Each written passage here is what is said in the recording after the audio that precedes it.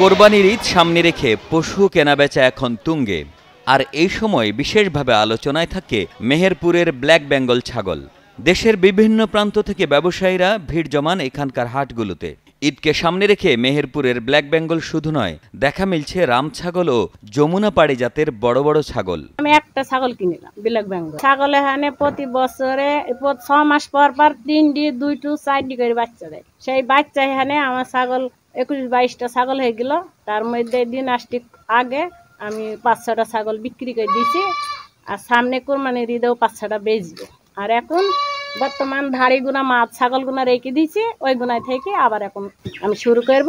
কোরবানির জন্য যখন পছন্দ করতে হয় ছাগল, তখন প্রথমেই আসে মেহেরপুরের ব্ল্যাক বেঙ্গলের নাম। এই জাতের ছাগলের মাংসের স্বাদ অন্য জাতের চাইতে বেশি। তাই মেহেরপুরের 100 বছরের বড়াদি ছাগলের হাট এখন ক্রেতা বিক্রেতাদের পদচারণায় মুখর। দেশের বিভিন্ন প্রান্ত থেকে ব্যবসায়ীরা আসছেন তাদের পছন্দের ছাগল সংগ্রহ করতে। আমরা ছোটবেলায় ব্যবসা করে এলাকায় আসি এবং এই ছাগল আমরা কিনেছি গ্রামের থেকে কিনে ঢাকালি বাবার কাছে বেচলাম 1,15,000 বেচলাম। 2টা 1,15,000 বেচলাম। হ্যাঁ, আবার যদি আল্লাহ কপালে যেতে পাই আবার নিয়ে আসবো, সমস্যা কি, আমার আমাদের ব্যবসা নিয়ে আসবোই।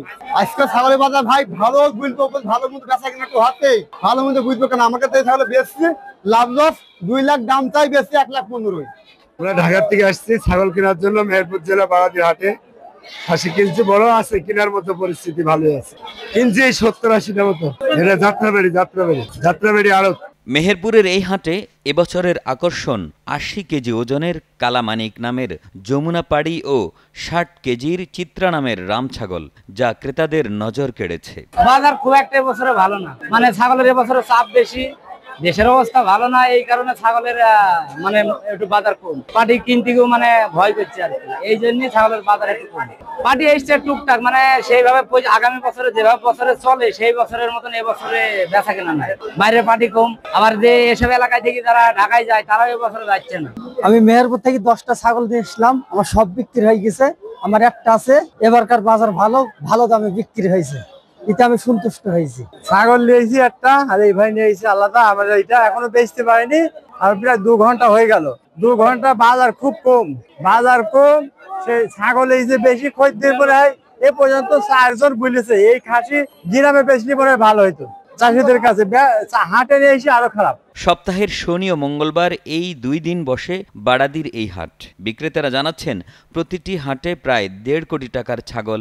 টানা 7মবারের মতো বেস্ট টিস্যু পেপার ব্র্যান্ড হিসেবে স্বীকৃতি পেয়েছে বসুন্ধরা টিস্যু। কেনা বেচা হয়, দাম 10,000 থেকে শুরু করে 1.5 লাখ টাকা পর্যন্ত ছাগল বিক্রি হয় এই হাটে। এলাকার নারীরাও ছাগল চাষ করে নিজেদের স্বাবলম্বী করেছেন। বছরে আমার 4টি-5টা এরকম ভাবে ছাগল বাচ্চা দেয়। হ্যাঁ, আমার এমনি বাচ্চা ছাগলগুলো হয়েছে মানে বেশ, এখানে 22 দিন পর্যন্ত বাচ্চার পেট খালি থাকে ধাড়ির, তারপরে আমার ধাড়ির পেটে বাচ্চা আসে। আমি এই বছরেই বিক্রি করেছি, 6টা বিক্রি করেছি, এখনো 5টা বিক্রির উপর আমরা রেখেছি। ওইটা বেচেছি 44,000 টাকা হয়েছে। আর এইগুলো আমরা কোন বড় ছাগলগুলো আমার আছে, পাঠা পালন করি, ওই পাঠাগুনা হয়েছি আমার এখন এই সময় এসছে পাঠা বিক্রি করার। এগুলা কত হয় দেখা যাক। আমরা আইডিয়া করে আছি যে এগুলা 60-70 পর্যন্ত আমি 3টি পাঠা বিক্রি করি। রাজধানী ঢাকা, চট্টগ্রাম, সিলেট, বগুড়া সহ দেশের বিভিন্ন জেলা থেকে আসা ক্রেতারা এখান থেকে ছাগল নিয়ে যাচ্ছেন।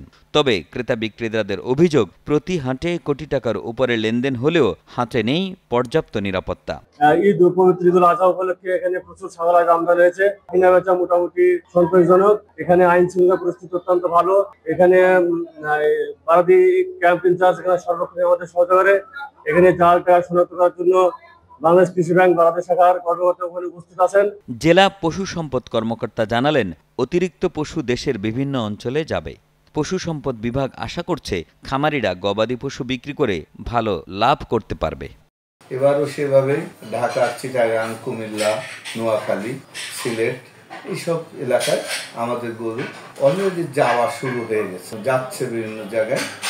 তা আমরা এই যাওয়ার ক্ষেত্রে আসলে নিরাপদ, যাতে ভ্রমণটা যাতে আমার এনিম্যালেরও তো আসলে একটা জীবন, সেই ভ্রমণটা যাতে নিরাপদ হয় আমরা সেটার দিকে দৃষ্টি দিচ্ছি এবং সংশ্লিষ্ট মহলকে সে বিষয়ে পরামর্শ দেওয়ার চেষ্টা করতেছি। আমাদের এই মেহেরপুরে ছাগল সংখ্যাও কিন্তু উদ্বৃত্ত, কারণ এখানে ছাগলের আসলে রাজধানী বলতে পারেন। প্রচুর অনেক পরিমাণ ছাগল উৎপাদিত হয়, গরুর ক্ষেত্রে ওই রকম উৎপাদিত হয়। এই ছাগল এবং গরু উভয়ই কিন্তু দেশের বিভিন্ন প্রান্তে যায়। পশু সম্পদ বিভাগের ইতিবাচক ভূমিকা আর খামারিদের আগ্রহ দুইয়ে মিলে মেহেরপুরের পশুর হাট দেশের অর্থনীতিতে আরও বড় অবদান রাখবে, এমনটাই আশা করছেন সংশ্লিষ্টরা। একে আজাদ, কালের কণ্ঠ।